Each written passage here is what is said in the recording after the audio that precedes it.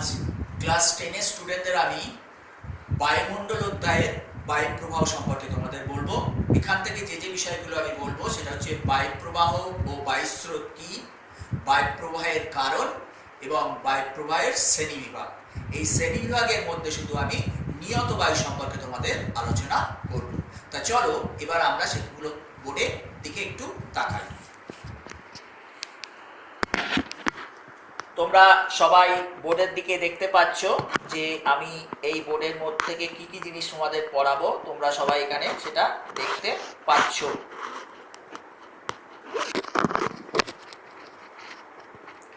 যে বিষয়গুলো আমি তোমাদেরকে পড়াবো তোমরা সেটা এখানে বোর্ডে দেখতে পাচ্ছ। যে অধ্যায়টার নাম তোমরা সবাই দেখতে পাচ্ছ, অধ্যায়টার নাম হচ্ছে বায়ু প্রবাহ, মানে বায়ুমণ্ডল অধ্যায়ের একটা সাব বিষয়, সেটা হচ্ছে বায়ু প্রবাহ। তো বায়ু প্রবাহের মধ্যে আমি পড়াবো বায়ু প্রবাহ ও বায়ুস্রোত কি, যেটা বললাম। তারপরে বায়ু প্রবাহের কারণ, বায়ু প্রবাহের শ্রেণীবিভাগ। তো প্রথম আসি বায়ু প্রবাহ ও বায়ুস্রোতটা কি। বলছে বায়ু যখন উচ্চচাপ থেকে নিম্নচাপের দিকে অনুভূমিকভাবে প্রবাহিত হয় তখন তাকে আমরা বলি বায়ু প্রবাহ। আর বায়ু যখন উচ্চচাপ থেকে নিম্নচাপের দিকে উলম্বভাবে প্রবাহিত হয় তখন তাকে আমরা বলি বায়ুস্রোত। তাহলে তোমরা নিজেরাই কিন্তু ডিফারেন্সটা বুঝতে পারলে। বায়ু প্রবাহ অনুভূমিকভাবে প্রবাহিত হয় আর বায়ুস্রোত উলম্বভাবে প্রবাহিত হয়।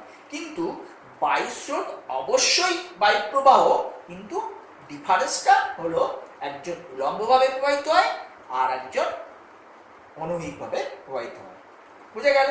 নেক্সট হচ্ছে বায়ু প্রবাহের কারণ।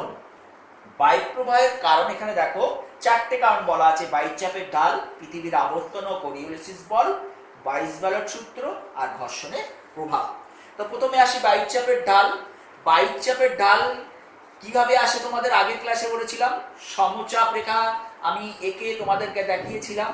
তো বলছে বায়ুচাপের ঢাল যত বেশি হবে বায়ু প্রবাহের গতিবেগ তত বেশি হবে, আর বায়ুচাপের ঢাল যত কম হবে বায়ু প্রবাহের গতিবেগ কমে যাবে।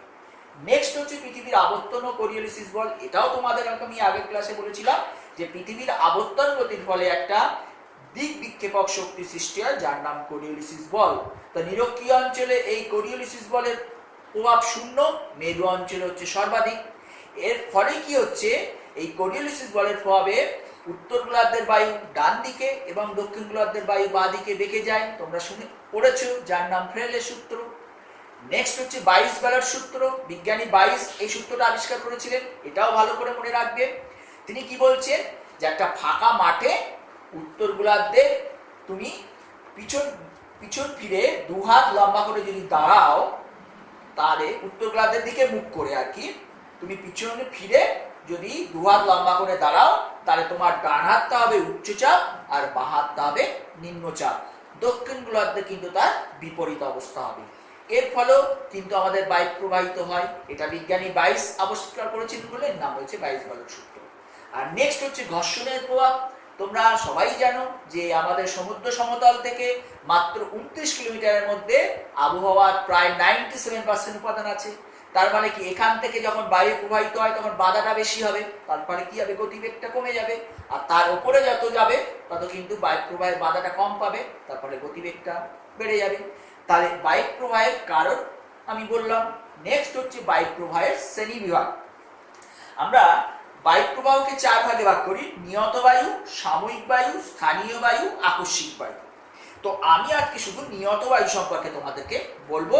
এই নিয়ত বায়ুর মধ্যে আবার 3টে ভাগ আছে, একটা হচ্ছে আয়ন বায়ু, পশ্চিমা বায়ু আর মেরু বায়ু। তো প্রথমে নিয়ত বায়ু কাকে বলে আমি সেটা বলি। বলছে প্রতিদিন নিয়মিতভাবে যে বায়ু এক স্থান থেকে আরেক স্থানের দিকে প্রবাহিত হয় তখন তাকে আমরা বলি নিয়ত বায়ু।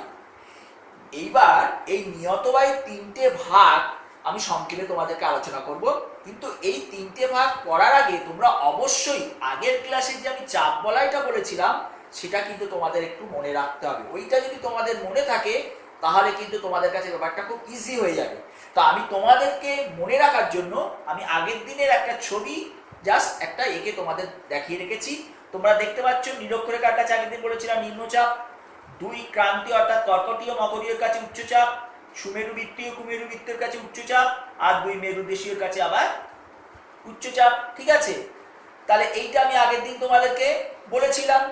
এইবার সেই চাপ বলয়গুলো যদি তোমাদের মনে থাকে তাহলে এইটা তোমাদের কাছে খুব ইজি হয়ে যাবে। এবার এক এক করে আসি। প্রথম আয়ন বায়ু কাকে বলে, তো তোমরা নিজেরাই বলো না কেন। এই জায়গাটা কি চাপ? কর্কট ক্রান্তির কাছে উচ্চচাপ, আর এটা হচ্ছে মকর ক্রান্তি, নীল কালার দিয়ে যেটা দেখানো আছে এটা উচ্চচাপ, আর মাঝখানে নিরক্ষীয় অঞ্চল এটা হচ্ছে নিম্নচাপ। তা বায়ু কোন দিক থেকে কোন দিকে প্রবাহিত হয়? উচ্চচাপ থেকে নিম্নচাপ। তাহলে নিজেরাই এবার সংজ্ঞাটা তৈরি করো, দেখবে নিজেরাই বলতে পারবে। বলো। হ্যাঁ অবশ্যই। তাহলে কি হবে? কর্কটীয় এবং মকরীয় উচ্চচাপ বলয় থেকে নিরক্ষীয় নিম্নচাপ বলয়ের দিকে যে বায়ু প্রবাহিত হয় তখন তাকে আমরা বলি আয়ন বায়ু। কিভাবে প্রবাহিত হয়? ফ্রেলের সূত্র অনুসারে উত্তর গোলার্ধের বায়ু ডান দিকে এবং দক্ষিণ গোলার্ধের বায়ু বাঁ দিকে প্রবাহিত হয়। এই দেখো আমি তোমাদের অ্যারো দিয়ে দেখিয়েছি, তোমরা শুধু নীল পোর্শনটা দেখো, অ্যারো দিয়ে দেখেছি। উত্তর গোলার্ধের ডান দিকে বেঁকে উত্তর পূর্ব আয়ন বায়ু রূপে প্রবাহিত হয়, দক্ষিণ গোলার্ধের বাঁ দিকে বেঁকে দক্ষিণ পূর্ব আয়ন বায়ু রূপে প্রবাহিত হয়। এবার হচ্ছে বিস্তারটা কি বলছে, 5 ডিগ্রি থেকে 35 ডিগ্রি অক্ষাংশের মধ্যে এটা দেখা যায়। এবার এর কিছু বৈশিষ্ট্য আছে। কি বৈশিষ্ট্য? দেখো, এই আয়ন বায়ুর উপর নির্ভর করে প্রাচীনকালে ব্যবসা বাণিজ্য করা হতো বলে এর নাম হয়েছে বাণিজ্য বায়ু। 1।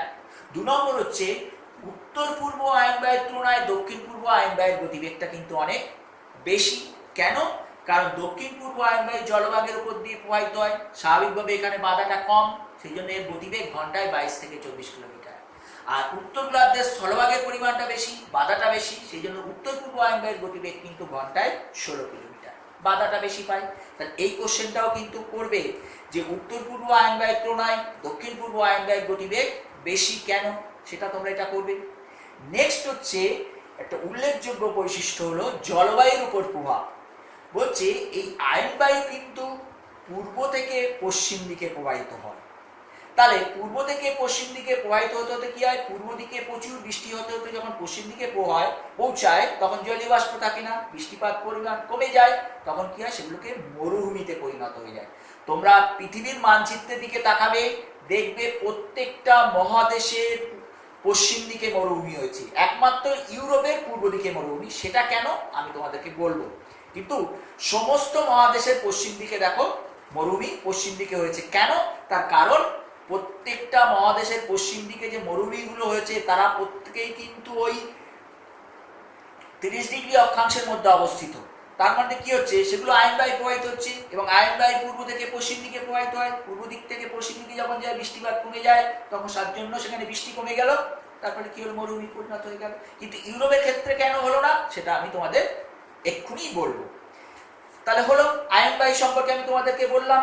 তাহলে আয়ন বায়ু জলবায়ুর উপর কি প্রভাব বিস্তার করছে? আয়ন বায়ুর ফলে পূর্ব দিকে বৃষ্টিপাত হয়, পশ্চিম দিকে বৃষ্টিপাত হয় না মহাদেশে। নেক্সট হচ্ছে পশ্চিমা বায়ু। সবুজ কালারটা তোমরা দেখো, দেখো এখানে কি চাপ? কর্কটীয় উচ্চচাপ, এখানে মকরী উচ্চচাপ, আর এখানে কি চাপ? সুমেরুবৃত্তীয় নিম্নচাপ, কুমেরুবৃত্তীয় নিম্নচাপ। তাহলে এবার বায়ু কোন দিক থেকে কোন দিকে যাবে? কর্কট ক্রান্তি থেকে সুমেরুবৃত্তীয় কুমেরুবৃত্তীয় দিকে যাবে। তাহলে কর্কট ক্রান্তীয় মকরীয় উচ্চচাপ বলয় থেকে সুমেরুবৃত্তীয় কুমেরুবৃত্তীয় নিম্নচাপ বলয়ের দিকে যে বায়ু প্রবাহিত হয় তাকে বলা হয় পশ্চিমা বায়ু। আগে কি হচ্ছিল? আগে কিন্তু উচ্চচাপ থেকে কর্কটীয় মকরী উচ্চচাপ থেকে কিন্তু নিরক্ষীয় নিম্নচাপ বলয়ের দিকে আসছিল। এবার কর্কটীয় মকরী উচ্চচাপ বলয় থেকে কোন দিকে যাবে? আমাদের যাবে কিন্তু সুমেরুবৃত্তীয় এবং কুমেরুবৃত্তীয় নিম্নচাপ বলয়ের দিকে যাবে। আমি আগেই বলেছি উচ্চচাপ থেকে নিম্নচাপের দিকে যাবে, তখন এটাকে বলা হবে পশ্চিমা বায়ু। এই পশ্চিমা বায়ু কিন্তু 35 থেকে 60 ডিগ্রি অক্ষাংশের মধ্যে দিয়ে প্রবাহিত হয় এবং এও ঠিক একই রকম। উত্তর গোলার্ধের বায়ু ডান দিকে, দক্ষিণ গোলার্ধের বায়ু বাঁ দিকে।